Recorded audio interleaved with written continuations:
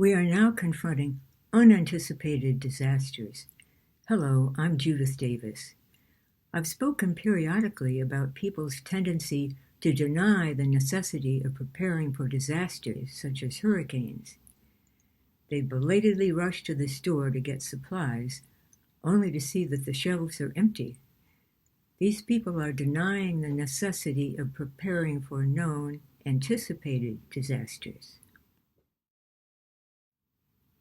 But we now learn about the dangers of unanticipated disasters. A case in point is the recent hurricane that demolished towns in North Carolina. Asheville, North Carolina, is a town that had previously been viewed as a climate haven because its high elevation resulted in cooler than normal temperatures, and its distance from the coast seemed to mean that it wouldn't be adversely affected by hurricanes. But its residents, and those of nearby towns similarly affected, were shocked by the intensity of the disaster and the rapidity of its onset. Water and mud poured down the mountains, knocking over trees, overturning a railroad car, and demolishing homes and roads. Bam, bam, bam, like dominoes, said one observer. You may have read about the tragedy that occurred in Marshall, North Carolina, about half an hour from Asheville. A man who refused help to leave his trailer home was standing in the doorway watching the river, and the next instant he and the whole trailer were flung into the river. He clung to a tree in the middle of the river for several hours, but perished.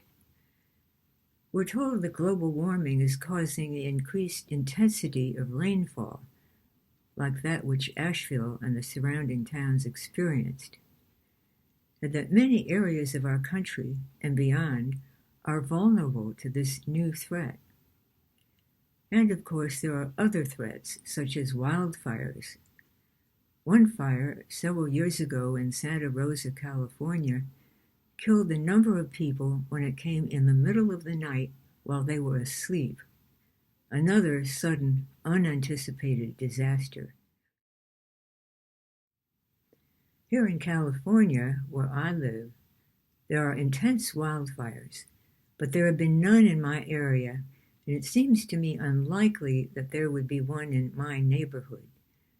Nevertheless, several years ago, after reading about a couple in another location who, unable to evacuate from a fire, jumped into their pool with hollow steel pipes with which to breathe, I was inspired to get such a pipe for myself, just in case.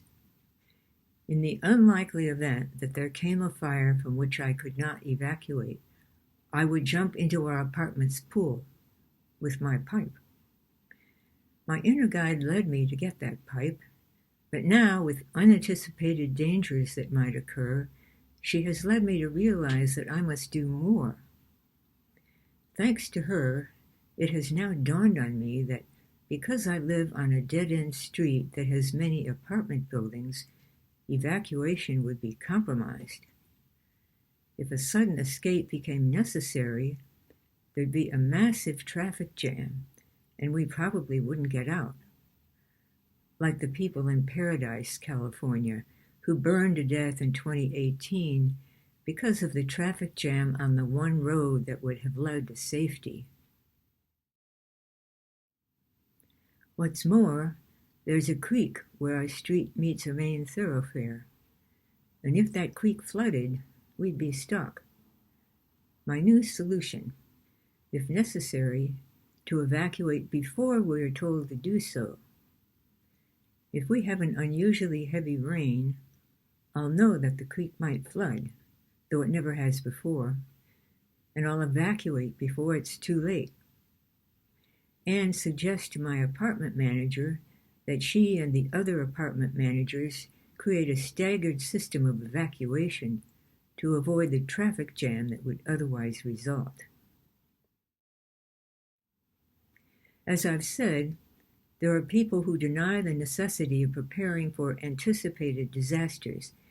It's much easier to deny the existence of unanticipated disasters because they seem more unlikely. Imagine being suddenly swept from standing in your doorway to being flung into the river. Imagine sleeping peacefully in your bed and suddenly being surrounded by fire.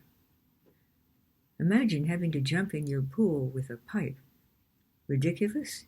Yet, it's better to have that pipe just in case.